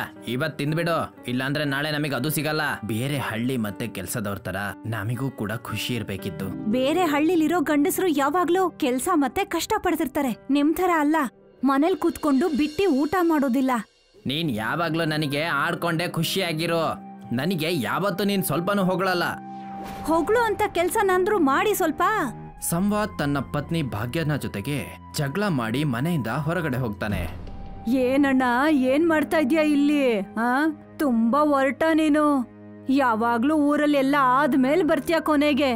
ಏನಾಯ್ತು ಅನ್ನೋದನ್ನ ಮೊದ್ಲು ಹೇಳು, ಜಾಸ್ತಿ ಮಾತಾಡ್ಬೇಡ. ಅಲ್ ನೋಡು, ಶೇರು ಸಿಟಿಯಿಂದ ಐಸ್ ಗಡ್ಡೆ ತಂದಿದ್ದಾನೆ, ಮತ್ತೆ ಹಳ್ಳಿ ಜನಗಳಿಗೆ ಪುಕ್ಷಟ್ಟೆ ಕೊಡ್ತಾ ಇದ್ದಾನೆ. ಹೋಗು, ನೀನು ಹೋಗಿ ಇಸ್ಕೋ. ಆಮೇಲೆ ಇನ್ನೊಂದ್ ಸ್ವಲ್ಪ ಇಸ್ಕೊಂಡ್ ಹೋಗಿ ನಿನ್ ಹೆಂಡತಿಗೂ ಕೊಡು. ಕೊನೆ ಪಕ್ಷ ಅವಳು ಅದ್ರಿಂದನಾದ್ರೂ ಖುಷಿ ಪಡ್ಲಿ. ಯಾಕಂದ್ರೆ 1 ಮೊಳ ಹೂವು ಕೊಡಿಸ್ದವನಲ್ಲ ನೀನು. ಸಂವಾದ್ ಈ ಸುದ್ದಿ ಕೇಳಿದ ತಕ್ಷಣ ಶೇರುವಿನ ಹತ್ರ ಓಡ್ ಹೋಗ್ತಾನೆ. ಹಾಗೂ ಅವನ ಹತ್ರ ಕೇಳ್ತಾನೆ, ಅಣ್ಣ ಶೇರು ಅಣ್ಣ, ಇಷ್ಟೊಂದು ಐಸನ್ನ ನೀನು ಎಲ್ಲಿಂದ ತರ್ತಾ ಇದ್ಯಾ? ನೋಡಿ ತುಂಬಾ ಖುಷಿ ಆಗ್ತಾ ಇದೆ. ನೀನು ಊರ್ನವರಿಗೆ ಸಹಾಯ ಮಾಡೋದನ್ನ ನೋಡಿ. ಜಾಸ್ತಿ ಮಸ್ಕ ಹೊಡಿಬೇಡ, ಐಸನ್ನ ತಗೊಂಡ್ ಹೋಗು. ನಂಗೆ ನೀನ್ ದುಡ್ಡು ಕೊಡೋದ್ ಬೇಡ. ಅಲ್ಲ, ನಮಗ್ ಕೇವಲ ಇಷ್ಟ ಹೇಳಿ ನೀವ್ ಇದನ್ನ ಎಲ್ಲಿಂದ ತರ್ತಾ ಇದ್ದೀರಾ? ನಾನ್ ನಿನಗ್ ಮತ್ತೆ ಹೇಳ್ತಾ ಇದ್ದೀನಿ, ಮಾವಿನ ಹಣ್ಣು ತಿನ್ನೋ, ಬೀಜನ ಯಾಕೆ ಎಣಿಸ್ತಾ ಇದೀಯಾ? ಆ ಸಮಯದಲ್ಲಿ ಸಂವಾದ್ ಸುಮ್ಮನೆ ಆ ಐಸನ್ನ ತಗೊಂಡು ತನ್ನ ಮನೆಗೆ ಹೋಗ್ತಾನೆ. ಹಾಗೂ ತನ್ನ ಪತ್ನಿ ಭಾಗ್ಯನ ಜೊತೆಗೆ ಆ ಐಸನ್ನ ನೀರಲ್ಲಿ ಬೆರೆಸಿ ಖುಷಿಯಿಂದ ಕುಡಿತಾನೆ. ಶೇರು ಖಂಡಿತವಾಗ್ಲೂ ತುಂಬಾ ಒಳ್ಳೆ ವ್ಯಕ್ತಿ ರೀ. ಜನಗಳಿಗೆ ಐಸ್ ಗಡ್ಡೆ ಕೊಟ್ಟು ಅವ್ರ ದಾಹ ತೀರಿಸ್ತಾ ಇದ್ದಾನೆ. ಇಲ್ಲ ಅಂದ್ರೆ ಈ ಬೇಸಿಗೆಯಲ್ಲಿ ನಮ್ ಗತಿ ಏನಾಗ್ತಾ ಇತ್ತೋ ಗೊತ್ತಿಲ್ಲ. ಇದಕ್ಕೂ ಮುಂಚೆ ನೀನ್ ಹೇಳ್ತಾ ಇದ್ದೆ ಈ ಬೇಸಿಗೆ ಸ್ವಲ್ಪ ದಿನದಲ್ಲೇ ಹೋಗ್ಬಿಡುತ್ತೆ ಅಂತ. ನಿನ್ ಮನ್ಸು ಕೂಡ ಈ ಐಸ್ ತರ ಅವಾಗ ಚೇಂಜ್ ಆಗ್ತಾ ಇರುತ್ತೆ. ಮಾರನೇ ದಿನ ಸಂವಾದ್ ಶೇರುವನ್ನ ಹಿಂಬಾಲಿಸ್ತಾ ಹೋಗ್ತಾನೆ. ಹಾಗೂ ಅವನ ಜೊತೆಗೆ ಆ ಐಸಿನ ಜಾಗಕ್ಕೆ ಹೋಗ್ಬಿಡ್ತಾನೆ. ಅಲ್ಲಿ ಹೋಗಿ ನೋಡ್ತಾನೆ, ಅವನು ಯಾರೋ ಗೊತ್ತಿಲ್ದಿರುವಂತಹ ವ್ಯಕ್ತಿಯ ಜೊತೆಗೆ ಮಾತನಾಡ್ತಾ ಇರೋದನ್ನ. ನೋಡ, ಇನ್ನು ಸ್ವಲ್ಪ ದಿನ ಐಸನ್ನ ಕೊಟ್ಬಿಡು, ನಾನ್ ನಿನಗೆ ಕೈ ಮುಗಿತೀನಿ. ಇದ್ರಿಂದ ನನಗೆ ನಮ್ಮ ಊರಲ್ಲಿ ಸ್ವಲ್ಪ ಜಾಸ್ತಿ ಗೌರವ ಸಿಗುತ್ತೆ. ಅದರಿಂದ ನಾನು ಊರಿನ ಮುಖ್ಯಸ್ಥ ಆಗ್ಬೋದು. ಸರಿ ನೋಡು, ಇದು ಕೊನೆ ಬಾರಿ ಕೊಡ್ತಾ ಇರೋದು. ಇದಾದ್ಮೇಲೆ ನಾನ್ ನಿನಗೆ ಯಾವುದೇ ಐಸನ್ನು ಕೊಡೋದಿಲ್ಲ. ತಗೊಂಡು ಸುಮ್ನೆ ಇಲ್ಲಿಂದ ಹೊರಟೋಗ್ಬಿಡು. ಬೆಳಗ್ಗೆನೆ ಬಂದ್ಬಿಡ್ತಾರೆ ನನ್ ತಲೆ ತಿನ್ನೋದಕ್ಕೆ. ನೀನ್ ಹೇಳ್ದಾಗೆ ಆಗ್ಲಿ, ಆದ್ರೆ ಈ ಸಲ ಸ್ವಲ್ಪ ನನಗೆ ಜಾಸ್ತಿ ಕೊಡು. ಶೇರು ಹಾಗೂ ಐಸನ್ನ ಕೊಡುವವನ ಮಾತನ್ನ ಸಂವಾದ್ ತುಂಬಾ ಚೆನ್ನಾಗಿ ಅರ್ಥ ಮಾಡ್ಕೋತಾನೆ. ಶೇರುವಿನ ಬಗ್ಗೆ ತುಂಬಾ ಚೆನ್ನಾಗಿ ಗೊತ್ತಾಗಿತ್ತು. ಶೇರು ಅಲ್ಲಿಂದ ಹೋದ ತಕ್ಷಣ ಸಂವಾದ್ ಆ ಐಸವನ ಹತ್ರ ಹೇಳ್ತಾನೆ, ನಾನ್ ಏನ್ ಹೇಳ್ತಾ ಇದೀನಂದ್ರೆ ನನ್ ಮಾತ್ ಯಾಕೆ ಕೇಳಲ್ಲ ನೀವು? ಅಲ್ಲ, ನೀನ್ ಏನಾದ್ರು ಹೇಳಿದ್ರೆ ತಾನೇ ನಾನ್ ಕೇಳಕ್ಕೆ. ಸುಮ್ನೆ ನನ್ ತಲೆ ತಿನ್ಬೇಡ, ನನಗ್ ಮೊದ್ಲೇ ಟೆನ್ಷನ್ ಜಾಸ್ತಿ. ಶೇರು ನಿಮ್ಮಿಂದ ಐಸನ್ನ ಏನ್ ಫ್ರೀಯಾಗಿ ತಗೊಂಡ್ ಹೋಗ್ತಾನೆ, ಅದನ್ನ ನೀನು ದುಡ್ಡಿಗೆ ಕೊಡ್ತೀಯಾ? ಒಂದ್ ವೇಳೆ ನೀನು ಒಳ್ಳೆ ದುಡ್ಡು ಕೊಡೋದಾದ್ರೆ ಯಾಕಿಲ್ಲ, ನಾನ್ ಖಂಡಿತ ನಿನಗೆ ಕೊಡ್ತೀನಿ. ಆದ್ರೆ ಒಂದು ಷರತ್ತಿದೆ, ನೀನು ಶೇರು ಅಥವಾ ಬೇರೆ ಯಾರಿಗೂ ಐಸನ್ನ ಕೊಡಬಾರ್ದು. ನೀವ್ ಇದನ್ನೆಲ್ಲ ಕೇಳ್ಬೇಕಾ? ಅವನಂತೂ ಫ್ರೀಯಾಗಿ ತಗೊಂಡ್ ಹೋಗ್ತಾ ಇದ್ದ, ಮತ್ತೆ ನೀನು ದುಡ್ಡು ಕೊಡ್ತಾ ಇದ್ಯಾ ಅಂತ ಅಂದ್ಮೇಲೆ ನಾನ್ ನಿನಗೆ ಕೊಡ್ತೀನಿ. ಮಾರನೇ ದಿನದಿಂದ ಆ ಐಸ್ ಕೊಡೋನು ಶೇರುವಿಗೆ ಫ್ರೀಯಾಗಿ ಐಸನ್ನ ಕೊಡ್ತಾ ಇರೋದಿಲ್ಲ. ಹಾಗೂ ಸಂವಾದನಿಗೆ ದುಡ್ಡು ಕೊಟ್ಟು ಅದನ್ನ ಮಾರ್ತಾ ಇರ್ತಾನೆ. ಸಂವಾದ್ ಆ ಐಸ್ ಮಾರೋನ ಹತ್ರ ಐಸನ್ನ ತಗೊಂಡು ಮಾರೋದಕ್ಕೆ ಶುರು ಮಾಡ್ತಾನೆ. ಬನ್ನಿ ಐಸನ್ನ ತಗೊಳ್ಳಿ, ಒಳ್ಳೆಯ ಹಾಗೂ ತಣ್ಣದಾದ ಐಸ್ ಇದು, ಬೇಸಿಗೆನ ಓಡಿಸಿ, ಬನ್ನಿ. ಅರೆ ಪರವಾಗಿಲ್ಲ ಅಣ್ಣ, ನೀನು ಇದಲ್ವಾ ಮಾತು ಅಂದ್ರೆ? ನೀನು ಕೂಡ ಐಸ್ ಗಡ್ಡೆ ಮಾರ್ತಿದ್ಯಾ? ನಾವಂತೂ ಶೇರು ಹತ್ರ ಬಿಟ್ಟಿ ತಗೋತೀವಿ. ಶೇರುವಿರೋ ಯಾರು ಇಲ್ಲ, ನಿಮಗ್ ಬೇಕು ಅಂದ್ರೆ ತಗೊಳ್ಳಿ. ಯಾವುದೇ ಇನ್ನು ಫ್ರೀ ಆಗಿ ಸಿಗೋದಿಲ್ಲ. 50 ರೂಪಾಯಿಗೆ 1 ಸಿಗುತ್ತೆ ಐಸು. ಸಂವಾದ್ ತನಗೆ ಇಷ್ಟ ಬಂದಷ್ಟು ದುಡ್ಡನ್ನ ಕೇಳಿ ಐಸನ್ನ ಮಾರ್ತಾನೆ. ಶೇರು ಕೈಯಲ್ಲಿ ಇವಾಗ ಏನೂ ಇರ್ಲಿಲ್ಲ. ಶೇರು ಅವನು ಐಸನ್ನ ಮಾರೋದನ್ನ ನೋಡ್ತಾನೆ ಹಾಗೂ ಹೇಳ್ತಾನೆ, ವಾ ಗೆಳೆಯ ವಾ, ನೀನು ಬೆನ್ ಹಿಂದೆ ಈ ಎಲ್ಲ ಉಪಾಯ ಮಾಡಿದ್ಯಾ, ಚೆನ್ನಾಗಿ ಉಪಾಯ ಮಾಡಿದ್ಯಾ ನೀನು. ನಾನು ಕೇವಲ ಅವಕಾಶವನ್ನು ಉಪಯೋಗಿಸ್ಕೊಂಡಿದ್ದೀನಿ. ನೀನು ಹೋಗಿ ಅಧ್ಯಕ್ಷ ಆಗೋದಕ್ಕೆ ತಯಾರಿ ನಡೆಸು. ಸರಿ, ನಿನಗೆ ಇದು ಗೊತ್ತಾಗ್ಬಿಡ್ತಾ? ಶೇರು ಆ ಟೈಮಲ್ಲಿ ಏನು ಮಾಡಕ್ಕಾಗ್ಲಿಲ್ಲ. ಆದ್ರೆ ಸಂವಾದ್ನ ಮನ್ಸಲ್ಲಿ ಅತಿ ಆಸೆ ಮನೆ ಮಾಡ್ಕೊಂಡಿತ್ತು. ಸಂವಾದ್ ಮನೆ ಮನೆಗೆ ಹೋಗಿ ಐಸನ್ನ ಮಾರಾಟ ಮಾಡ್ತಿದ್ದ. ಊರಿನವರೆಲ್ಲ ಶೆಕೆಗೆ ಬೇಸತ್ತು ಹೋದ ಕಾರಣ ಸಂವಾದನಿಂದ ಐಸನ್ನ ಬೇರೆ ದಾರಿ ಇಲ್ಲದೆ ಖರೀದಿ ಮಾಡ್ತಿದ್ರು. ಇನ್ಮೇಲಿಂದ ನನಗೆ ಜಾಸ್ತಿ ಐಸ್ ಬೇಕು. ನಾನ್ ನಿಮಗೆ ಜಾಸ್ತಿ ದುಡ್ಡು ಕೊಡಕ್ ರೆಡಿ ಇದ್ದೀನಿ. ಇಲ್ಲೇ ನನ್ನ ಹತ್ರ ಐಸ್ ಫ್ಯಾಕ್ಟ್ರಿನ ಇದೆ. ನಾನ್ ನಿನಗೆ ಐಸ್ ಕೊಡೋದಕ್ಕೆ ನನ್ನ ಹತ್ರ ಇರೋದೇ ಇಷ್ಟು. ಬೇಕು ಅಂದ್ರೆ ತಗೋ, ಇಲ್ಲ ಅಂದ್ರೆ ಸುಮ್ನಿರು. ನಿನ್ಕಿಂತ ಆ ಶೇರುನೇ ಒಳ್ಳೆಯವನು.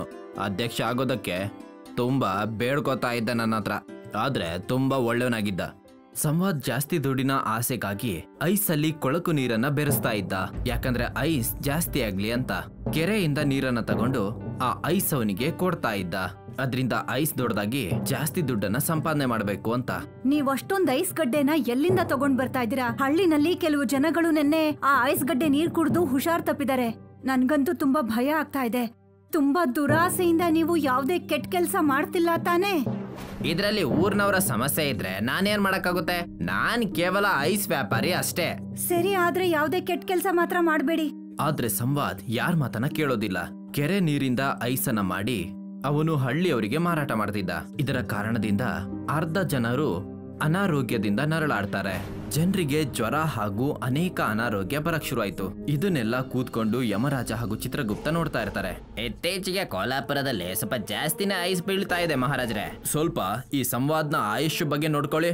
ಇವಾಗಂತೂ ಅವನ ಜೀವನದಲ್ಲಿ 40 ವರ್ಷ ಬಾಕಿ ಉಳಿದಿದೆ ಮಹಾರಾಜರೇ. ನಾವು ಆಯುಷ್ಯನ ವಿರುದ್ಧ ಅಂತೂ ಹೋಗಕ್ಕಾಗಲ್ಲ. ನಾವು ಹಿಂದಿನ ಬಾರಿ ಹಾಗೆ ಪೃಥ್ವಿ ಲೋಕಕ್ಕೆ ಹೋಗ್ಲೇಬೇಕು ಹಾಗೂ ಅವನಿಗೆ ಪಾಠ ಕಲಿಸ್ಲೇಬೇಕು. ಹಾಗಾದ್ರೆ ನಾವು ಯಾಕೆ ಐಸನ್ನ ಮಾರಾಟ ಮಾಡಿ ಬರಬಾರ್ದು? ಏನ್ ಹೇಳ್ತೀರಾ ನೀವು? ಹೇಗೆ ಕಬ್ಬಣವನ್ನ ಹೊಡೆಯುತ್ತೋ ಐಸನ್ನ ಹೊಡೆಯುತ್ತೆ. ನೀನ್ ಕೇವಲ ನನ್ನ ಆಟನ ನೋಡ್ಕೋ ಹಾಗೂ ವ್ಯಾಪಾರಿಯ ರೂಪವನ್ನ ಧರಿಸು. ಯಮರಾಜ ಹಾಗೂ ಚಿತ್ರಲೋಕ ಕೋಲಾಪುರ ಊರಿನಲ್ಲಿ ವೇಷವನ್ನ ಬದಲಾಯಿಸಿ ಒಂದು ದೊಡ್ಡ ವ್ಯಾಪಾರಿಯ ರೂಪ ಧಾರಣೆ ಮಾಡಿ ಹೊರಟೋಗ್ಬಿಡ್ತಾರೆ. ನಾವೇನ್ ಮಾಡ್ಬೇಕು ಮಹಾರಾಜರೇ? ನಾವಿಲ್ಲಿ ದೊಡ್ಡ ಐಸಿನ ಪರ್ವತವನ್ನ ಮಾಡೋಣ. ಅತಿ ಆಸೆಗೆ ಒಳಪಟ್ಟು ಇಲ್ಲಿಗೆ ಸಂವಾದ ಖಂಡಿತ ಬರ್ತಾನೆ. ಯಮರಾಜ ತನ್ನ ದಿವ್ಯ ಶಕ್ತಿಯಿಂದ ಒಂದು ದೊಡ್ಡ ಐಸಿನ ಪರ್ವತವನ್ನ ಮಾಡ್ತಾನೆ. ಊರಿನವರೆಲ್ಲ ಆ ಐಸಿನ ಪರ್ವತವನ್ನ ನೋಡಿ ಶಾಕಲ್ಲಿರ್ತಾರೆ. ಅವರಲ್ಲಿ ಒಬ್ಬ ಸಂವಾದ್ ಕೂಡ ಅಲ್ಲಿಗೆ ಬಂದ್ಬಿಡ್ತಾನೆ. ನಂಗೆ ಅನ್ಸುತ್ತೆ ಆ ಐಸ್ ಮಾರವನು ಇದನ್ನ ನನಗೋಸ್ಕರ ತಂದಿದ್ದಾನೆ. ಅವನಿಗೂ ಬೇಜಾರಾಗಿರುತ್ತೆ. ಅದಕ್ಕೆ ನಾನೇನ್ ಮಾಡ್ಲಿ? ನಾನಂತೂ ಐಸನ್ನ ಮಾರ್ತೀನಿ. ಸಂವಾದ ಐಸಿನ ಪರ್ವತವನ್ನ ನೋಡಿ ಅಲ್ಲಿಗೆ ಹೊರಟೋಗ್ಬಿಡ್ತಾನೆ ಹಾಗೂ ಹೇಳ್ತಾನೆ, ಈ ಐಸಿನ ಬೆಟ್ಟ ಎಲ್ಲಿಂದ ಬಂತು? ಆಗಲೇ ಯಮರಾಜ ಹಾಗೂ ಚಿತ್ರಗುಪ್ತ ಅಲ್ಲಿಗೆ ಬರ್ತಾರೆ ಹಾಗೂ ಚಿತ್ರಗುಪ್ತ ಹೇಳ್ತಾನೆ, ಅಯ್ಯೋ ನೀನ್ ಅದ್ರ ಬಗ್ಗೆ ಯಾಕೆ ಚಿಂತೆ ಮಾಡ್ತಾ ಇದ್ಯಾ? ಈ ಐಸನ್ನ ನಿನಗೋಸ್ಕರನೇ ತಂದಿರೋದು. ಹೋಗಿ ತಗೋ. ನಮ್ಮನ್ನ ಆ ಐಸ್ ಮಾರೋನೆ ಕಳ್ಸಿರೋದು ನಿಮ್ ಹತ್ರ. ಈ ಐಸು ನಿಮಗೋಸ್ಕರ ಉಡುಗೊರೆ. ನೀವ್ ಎಷ್ಟು ಒಳ್ಳೆ ಕೆಲ್ಸ ಮಾಡ್ತಾ ಇದ್ದೀರಾ. ಅದು ಅಲ್ಲದೆ ಇಷ್ಟೊಂದು ಶೆಕೆಯಲ್ಲಿ ನೀವು ಜನರಿಗೆ ಐಸನ್ನ ಕೊಡ್ತಾ ಇದ್ದೀರಾ. ಇದು ತುಂಬಾನೇ ಪುಣ್ಯದ ಕೆಲ್ಸ. ಅಯ್ಯ, ಇದಂತೂ ನನಗೂ ಗೊತ್ತು. ನನ್ನನ್ನ ಹೊಗಳುತ್ತಿರುವಾಗ ನನಗ್ ತುಂಬಾ ನಾಚಿಕೆ ಆಗುತ್ತೆ. ಸಂವಾದ ಹಿಂದೆ ನೋಡ್ಲಿಲ್ಲ, ಮುಂದೆನೂ ನೋಡ್ಲಿಲ್ಲ ಹಾಗೂ ಅತಿ ಆಸೆಯಲ್ಲಿ ಐಸನ್ನ ತಗೊಳ್ಳೋದಕ್ಕೆ ಒಳಗಡೆ ಹೊರಟೋಗ್ಬಿಡ್ತಾನೆ. ಅವನು ಐಸಿನ ಒಳಗಡೆ ಹೋದ ತಕ್ಷಣ ಯಮರಾಜ ಅವನನ್ನ ಒಂದು ದೊಡ್ಡ ಐಸಿನ ಕಾರಾಗೃಹ ಅಂದ್ರೆ ಐಸಿನ ಜೈಲ್ ಒಳಗಡೆ ಬಂದಿ ಮಾಡಿಬಿಡ್ತಾನೆ. ಇದೇನಾಗೋಯ್ತು? ನಾನು ಐಸಿನ ಜೈಲ್ ಒಳಗೆ ಹೇಗ್ ಬಂದ್ಬಿಟ್ಟೆ? ನನಗ್ ಚಳಿ ಆಗ್ತಾ ಇದೆ. ನನ್ನನ್ನ ಇಲ್ಲಿಂದ ಹೊರಗೆ ತೆಗೀರಿ. ಸಂವಾದನ್ನ ಐಸಿನ ಜೈಲ್ ಒಳಗೆ ನೋಡಿ ಶೇರು ಹಾಗೂ ಅವನ ಹೆಂಡತಿ ಭಾಗ್ಯ ಆಶ್ಚರ್ಯಚಕಿತರಾಗ್ತಾರೆ. ಆಗ ಶೇರು ಹೇಳ್ತಾನೆ, ನೀವೆಲ್ಲ ಯಾರು? ಮತ್ತೆ ನನ್ನ ಊರ್ನವರಿಗೆ ಯಾಕೆ ತೊಂದರೆ ಕೊಡ್ತಾ ಇದ್ದೀರಾ? ಬಿಟ್ಬಿಡಿ ನನ್ ಗಂಡನ್ನ. ಚಳಿ ತಡ್ಕೊಳಕ್ಕಾಗದೆ ಹೇಗ್ ನಡಕ್ತಾ ಇದಾರೆ ಅಂತ ನೋಡಿ. ತುಂಬಾ ಥಂಡಿಯಾಗಿ ಆಮೇಲೆ ಹುಷಾರ್ ತಪ್ಪಿಡ್ತಾರ ಅವರು. ಆಗ ಊರ್ನವರಿಗೆ ತೋರ್ಸೋದಕ್ಕೋಸ್ಕರ ಯಮರಾಜ ಹಾಗೂ ಚಿತ್ರಗುಪ್ತ ತನ್ನ ನಿಜವಾದ ರೂಪಕ್ಕೆ ಬಂದ್ಬಿಡ್ತಾರೆ ಹಾಗೂ ಹೇಳ್ತಾರೆ, ನಾನು ಯಮಲೋಕದ ಯಮ ಹಾಗೂ ನಾನು ಚಿತ್ರಗುಪ್ತ. ಯಮರಾಜ ಹಾಗೂ ಚಿತ್ರಗುಪ್ತನನ್ನ ತನ್ನ ಅಸಲಿ ರೂಪದಲ್ಲಿ ನೋಡಿ ಊರಿನವರು ಭಯಗೊಳ್ತಾರೆ. ಶೇರು ಹಾಗೂ ಭಾಗ್ಯ ಅವರಿಬ್ರಿಗೂ ಹೇಳ್ತಾರೆ, ನೀವ್ ಯಾಕೆ ಇಲ್ಲಿಗೆ ಬಂದಿದ್ದೀರಾ? ಮತ್ತೆ ನನ್ ಗಂಡನ್ಗೆ ಯಾಕೆ ಇಂಥ ಶಿಕ್ಷೆ ಕೊಟ್ಟಿದ್ದೀರಾ? ಸಂವಾದನಿಗೆ ದಂಡನೆ ಆಗ್ಲೇಬೇಕು.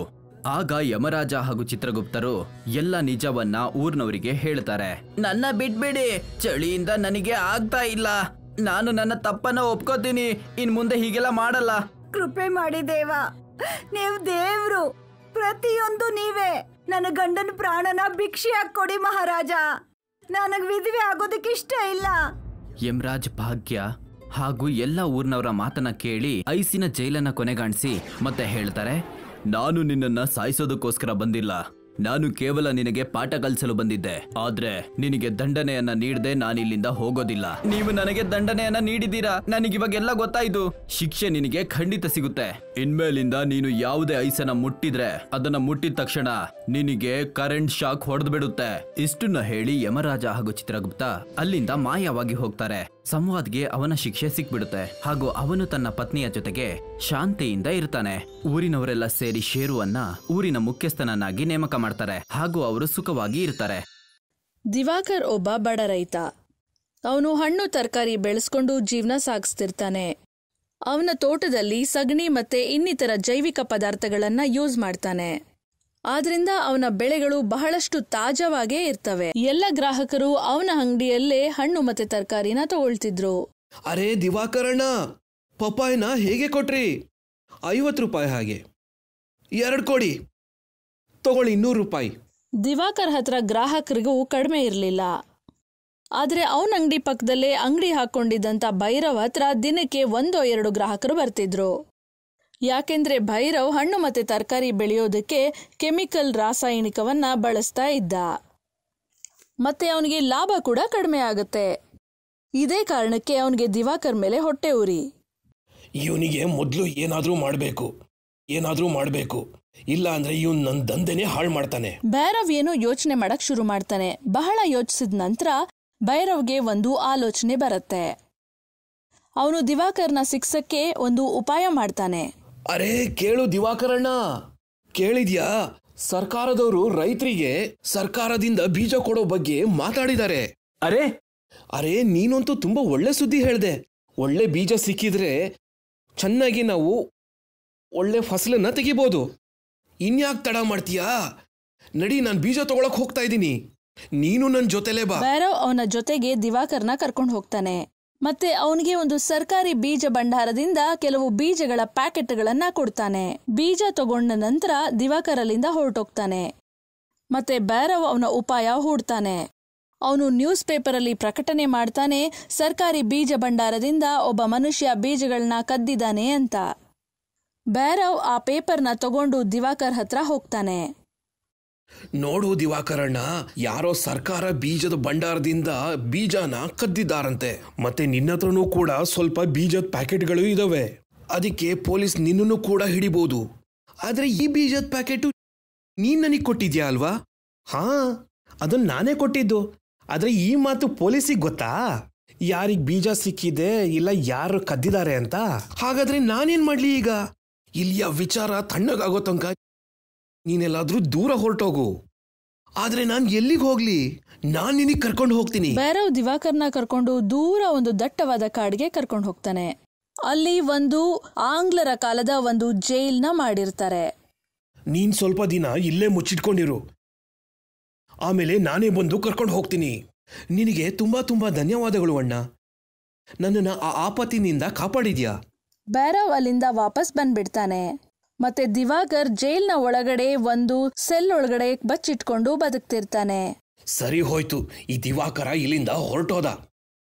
ಇವಾಗ ಜನರಿಗೆ ನನ್ನಿಂದ ಹಣ್ಣು ತರಕಾರಿ ಖರೀದಿ ಮಾಡೋದ್ ಬಿಟ್ರೆ ಬೇರೆ ಯಾವ ದಾರಿನೂ ಇಲ್ಲ. ಮತ್ತೆ ಭೈರವ್ ಬಹಳ ಬೆಲೆಗೆ ತರಕಾರಿ ಹಣ್ಣುಗಳನ್ನ ಮಾರಕ್ ಶುರು ಮಾಡ್ತಾನೆ. ಅಣ್ಣ, ಈ ಆಲೂಗೆಡ್ಡೆನ ಎಷ್ಟಕ್ಕೆ ಮಾರ್ತಾ ಇದ್ದೀರಾ? 100 ರೂಪಾಯಿ ಕೆಜಿ. ಅಣ್ಣ, ಇದಂತೂ ತುಂಬಾನೇ ಜಾಸ್ತಿ ಆಯ್ತು. ನಾನು ಅಷ್ಟಕ್ಕೆ ಮಾರೋದು. ಬೇಡ ಅಂದ್ರೆ ಪೇಟೆಗೆ ಹೋಗ್ಬಿಟ್ಟು ತಗೊಂಡ್ ಬಾ. ಗ್ರಾಹಕರು ಬಲವಂತವಾಗಿ ಇವನ ಹತ್ರನೇ ತರಕಾರಿಗಳನ್ನ ತಗೊಳ್ಬೇಕಾಗತ್ತೆ. ದಿವಾಕರ್ ಇಲ್ದೇ ಇರೋದಕ್ಕೆ ಭೈರವ್ ಚೆನ್ನಾಗಿ ಅನುಕೂಲ ಮಾಡ್ಕೊಳ್ತಾನೆ. ಈ ಬೀಜದ ಕಳ್ಳ ಸಿಟಿಯಲ್ಲಿ ಒಂದು ಒಡವೆ ಅಂಗಡಿಯಲ್ಲಿ ಚಿನ್ನವನ್ನ ಕದ್ದು ಕಾಡಿನ ಕಡೆಗೆ ಓಡೋಗ್ತಾ ಇರ್ತಾರೆ. ಕಾಡಿನಲ್ಲಿ ಹೋಗ್ತಾ ಇರುವಾಗ ಇವ್ರಿಗೆ ಈ ಹಳೆ ಜೈಲ್ ಕಾಣತ್ತೆ. ಎಲ್ರೂ ಆ ಜೈಲ್ನ ಕಡೆಗೆ ಹೋಗ್ತಾರೆ. ಈ ಚಿನ್ನನ ಹೇಗೆ ಮುಚ್ಚಿಡೋದು? ಏನಾದ್ರೂ ಹೊಸ ಉಪಾಯ ಮಾಡ್ಬೇಕು. ನಮ್ಮನ್ನ ಪೊಲೀಸ್ ಏನಾದ್ರೂ ಹಿಡ್ಕೊಂಡ್ರೆ ನಾವು ಜೈಲಲ್ಲಿ ಹಿಟ್ ರುಬ್ಬೇಕಾಗತ್ತೆ. ನಾವ್ಯಾಕೆ ಈ ಚಿನ್ನನ ಕರಗಿಸಿ ಇಟ್ಕೆ ಮಾಡಬಾರ್ದು? ಮತ್ತದನ್ನ ಜೈಲಿಂದ ಹೊರಗಡೆ ನಾವು ಹಾಕಿಡ್ಬೋದಲ್ವಾ? ಇದರಿಂದ ಪೊಲೀಸಿಗೆ ಯಾವ ಸುಳಿವೂ ಕೂಡ ಸಿಗೋದಿಲ್ಲ. ಹಾ, ಇದಂತೂ ತುಂಬಾ ಒಳ್ಳೆ ಐಡಿಯಾ. ಹಾಗಂತ ನೀನೊಬ್ಬ ಕಳ್ಳ, ಆದ್ರೆ ನಿನ್ ತಲೆ ಅಂತೂ ಪೊಲೀಸ್ಗಿಂತ ತುಂಬಾ ಫಾಸ್ಟ್ ಆಗಿ ಹೋಗ್ತಾ ಇದೆ. ಎಲ್ಲ ಕಳ್ಳರು ಸಿಟಿಯಿಂದ ತಂದಿರುವಂತ ಚಿನ್ನವನ್ನ ಬೆಂಕಿಯಿಂದ ಕರಗಿಸ್ತಾರೆ. ಮತ್ತದ್ರಿಂದ ಇಟ್ಟಿಗೆಗಳನ್ನ ಮಾಡ್ತಾರೆ. ಕಳ್ಳರು ಚಿನ್ನದಿಂದ ಮಾಡಿರುವಂತ ಇಟ್ಟಿಗೆಗಳನ್ನ ಜೈಲ್ನ ಹೊರಗಡೆ ಹಾಕ್ತಾರೆ. ಅದರಿಂದ ಇಡೀ ಜೈಲ್ ಚಿನ್ನದ್ದೇ ಆಗ್ಬಿಡತ್ತೆ. ಮತ್ತೆ ಹೊಳೆಯಕ್ಕೆ ಶುರು ತಗೊಳ್ರಪ್ಪ, ನಾವ್ ಈ ಅಂಗ್ರೇಜಿ ಜೈಲನ್ನ ಚಿನ್ನದ ಜೈಲಾಗಿ ಬದಲಾಯಿಸ್ಬಿಟ್ವಿ. ಇವಾಗ ಪೊಲೀಸೇ ಏನು ಸಿಬಿಐನವ್ರು ಬಂದ್ರು ನಮ್ಮನ್ ಹಿಡಿಯಕ್ಕಾಗೋದಿಲ್ಲ. ನಡೀರಿ ಇವಾಗ ಪೇಟೆಗೆ ಹೋಗ್ಬಿಟ್ಟು ಎಲ್ರೂ ಮಜಾ ಮಾಡೋಣ. ಎಲ್ಲ ಕಳ್ಳರು ಖುಷಿ ಖುಷಿಯಾಗಿ ಸಿಟಿ ಕಡೆ ಹೊರಟ್ರು. ಇನ್ನೊಂದ್ ಕಡೆ ಕೆಲವು ದಿನ ಕಳೆದ ನಂತರ ಭೈರವ್ ದಿವಾಕರ್ನ ನೋಡಕ್ಕೆ ಕಾಡಿಗೆ ಬರ್ತಾನೆ. ಅವನು ಜೈಲ್ನ ಒಳಗಡೆ ಹೋಗ್ತಾನೆ ಮತ್ತೆ ಜೋರಾಗಿ ಕೂಗ್ತಾನೆ, ಹೊರಗಡೆ ಬಾ ದಿವಾಕರಣ್ಣ, ನಾನು ಭೈರವ ಬಂದಿದ್ದೀನಿ. ಭೈರವ್ನ ಧ್ವನಿ ಕೇಳಿ ದಿವಾಕರ್ ಜೈಲಿಂದ ಹೊರಗಡೆ ಬರ್ತಾನೆ. ಒಳ್ಳೆ ಕೆಲಸ ಮಾಡಿದೆ ಅಣ್ಣ, ನೀನು ನನ್ನನ್ನ ನೋಡಕ್ ಬಂದಿ. ಇಲ್ಲ ಅಂದ್ರೆ ನಾನಿಲ್ಲಿ ಉಸಿರು ಕಟ್ಟಿ ಸತ್ತೇ ಹೋಗ್ತಾ ಇದ್ದೆ. ಭೈರವ್ ದಿವಾಕರ್ನ ನೋಡ್ತಾನೆ ಮತ್ತವನ ಮನ್ಸಲ್ಲಿ ಯೋಚಿಸ್ತಾನೆ, ನೀನ್ ಸತ್ತೋಗಿದ್ದಿದ್ರೆ ನನಗೆ ಲಾಭನೋ ಲಾಭ. ಭೈರವ್ ಮನ್ಸಲ್ಲಿ ದಿವಾಕರ್ಗೆ ಮೋಸ ಮಾಡೋ ಆಲೋಚನೆ ಬರುತ್ತೆ. ಅವನು ದಿವಾಕರ್ಗೆ ಹೇಳ್ತಾನೆ, ಅರೆ ಯಾಕೆ ಸಾಯೋ ಮಾತಾಡ್ತಾ ಇದ್ಯಾ? ನಿನಗೆ ಉಸಿರು ಕಟ್ತಾ ಇದ್ರೆ ನಡಿ, ನಾನು ನದಿ ಹತ್ರ ಕರ್ಕೊಂಡು ಹೋಗ್ತೀನಿ. ಅಲ್ಲಿ ಒಳ್ಳೆ ಗಾಳಿ ಕುಡ್ಕೊಂಡು ಮಾತಾಡಬಹುದು. ಹಾಗಂತ ನಾನು ನಿನ್ನ ಹತ್ರ ಒಂದ್ ಸ್ವಲ್ಪ ಮಾತಾಡ್ಬೇಕು. ದಿವಾಕರ್ ಮತ್ತೆ ಭೈರವ್ ಹೋಗಕ್ಕೆ ಅಂತ ತಿರುಗ್ತಾರೆ. ಅಷ್ಟರಲ್ಲಿ ಒಂದು ಚಿನ್ನದ ಇಟ್ಟಿಗೆ ಕೆಳಗಡೆ ಬೀಳುತ್ತೆ. ಅದರ ಧ್ವನಿ ಕೇಳಿ ಇಬ್ರು ನಿಂತು ಬಿಡ್ತಾರೆ. ಭೈರವ್ ನೋಡ್ತಾನೆ, ಇಟ್ಟಿಗೆ ತುಂಬಾ ಹೊಳಿತಿರತ್ತೆ. ಅವರು ಹತ್ರಕ್ಕೋಗಿ ಇಟ್ಟಿಗೆನ ಎತ್ಕೊಳ್ತಾರೆ. ಇದಂತೂ ಚಿನ್ನದ ಇಟ್ಟಿಗೆ. ಭೈರವ್ ಜೈಲಲ್ಲಿ ಎಲ್ಲ ಕಡೆ ನೋಡ್ತಾನೆ ಪೂರ್ತಿ ಜೈಲು ಚಿನ್ನದ ಇಟ್ಟಿಗೆಗಳಿಂದ ಮಾಡಲಾಗಿದೆ. ಇದನ್ನ ನೋಡಿ ಭೈರವ್ ತುಂಬಾ ಸಂತೋಷ ಪಡ್ತಾನೆ. ಅವನು ಖುಷಿ ಆಗೋದನ್ನ ನೋಡಿ ದಿವಾಕರ್ ಅವನನ್ನ ಕೇಳ್ತಾನೆ, ಏನಾಯ್ತಣ್ಣ, ನೀನಂತೂ ತುಂಬಾ ಖುಷಿಲಿ ಕಾಣಿಸ್ತಾ ಇದ್ಯಾ? ಭೈರವ್ ಇಟ್ಗೆನ ಮುಚ್ಚಿಟ್ಕೊಂಡು ತೊದಲ್ಸ್ಕೊಂಡು ಹೇಳ್ತಾನೆ, ಏನಿಲ್ಲ, ನೀನ್ ನಡಿ ಇಲ್ಲಿಂದ. ಆದ್ರೆ ನೀನಂತೂ ಹೇಳ್ದೆ ನದಿ ಹತ್ರ ಕೂತ್ಕೊಂಡ್ಬಿಟ್ಟು ತಣ್ಣನೆ ಗಾಳಿ ಕುಡಿಯೋಣ ಅಂತ, ಮತ್ತೆ ನೀನ್ ನನ್ನ ಹತ್ರ ಮಾತಾಡ್ಬೇಕು ಅಂತಾನೂ ಅಂದೆ. ನಾನ್ ಏನ್ ಹೇಳ್ತಾ ಇದ್ದೀನಿ ಅಂದ್ರೆ, ಪೊಲೀಸು ಆ ಕಳ್ಳನ ಹಿಡಿದು ಬಿಟ್ರು. ಆ ಸರ್ಕಾರ ಭಂಡಾರದಿಂದ ಸರ್ಕಾರದ ಬೀಜನ ಕದ್ದವನನ್ನ. ಇವಾಗ ನಿನಗೆ ಯಾವುದೇ ತೊಂದ್ರೆನೂ ಇಲ್ಲ. ನೀನು ನಡಿ, ಮನೆಗೆ ಹೋಗು. ನೀನಂತೂ ತುಂಬಾ ಒಳ್ಳೆ ಸುದ್ದಿನೇ ಹೇಳಿದ್ಯಾ. ನಡಿ, ಮನೆಗೆ ಹೋಗೋಣ. ನನಗೆ ಸ್ವಲ್ಪ ಕೆಲಸ ಇದೆ. ನೀನು ಮನೆಗೆ ಹೋಗು, ನಾನು ಆಮೇಲೆ ಬರ್ತೀನಿ. ಸರಿ, ನೀನು ಕೆಲಸ ಮುಗಿಸ್ಕೊಂಡು ಬಾ, ನಾನು ಹೋಗ್ತೀನಿ. ದಿವಾಕರ್ ಖುಷಿಯಾಗಿ ಮನೆ ಕಡೆ ಹೊರಡ್ತಾನೆ.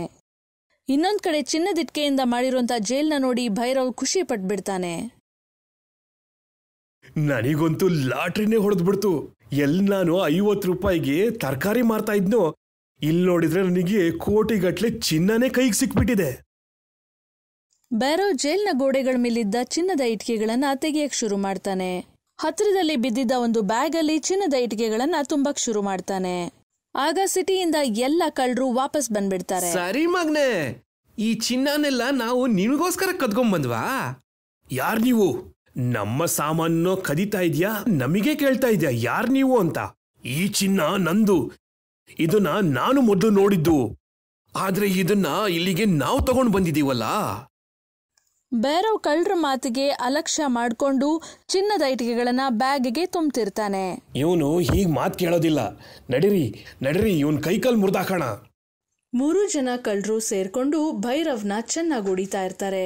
ಇವೆಲ್ಲ ಇವರು ಮಾಡೋ ಅಷ್ಟ್ರಲ್ಲಿ ಅಲ್ನೋಡಿ, ಒಂದಷ್ಟು ಜನ ಅಲ್ಲಿ ಜಗಳ ಆಡ್ತಾ ಇದ್ದಾರೆ. ನಡೀರಿ, ಬೇಗ ನಡೀರಿ. ಅಪ್ಪ, ಇಷ್ಟೊಂದ್ ಚಿನ್ನನ? ಈ ಚಿನ್ನ ನಮ್ದು. ನಾವಿದನ್ನ ಪೇಟೆಯಿಂದ ಕದ್ಕೊಂಡ್ ಬಂದಿದೀವಿ. ಹೌದಾ? ಪೇಟೆಯಲ್ಲಿ ಚಿನ್ನ ಕದ್ದಿರೋರು ನೀವೇನಾ? ಅದು ನೀವೇನಾ? ಕಾನ್ಸ್ಟೇಬಲ್, ಇವರೆಲ್ಲರನ್ನೂ ಬಂದಿ ಮಾಡು. ಇನ್ಸ್ಪೆಕ್ಟರ್ ಸರ್, ನಾನ್ ಕಳ್ಳ ಅಲ್ಲ. ನೀನ್ ಕಳ್ಳ ಅಲ್ಲ ಅಂದ್ರೆ ಈ ಚಿನ್ನದ ಇಟ್ಕೆನ ಮೂಟೆಲ್ ತುಂಬಿಕೊಂಡು ಎಲ್ಲಿಗೆ ಹೋಗ್ತಾ ಇದ್ದೆ?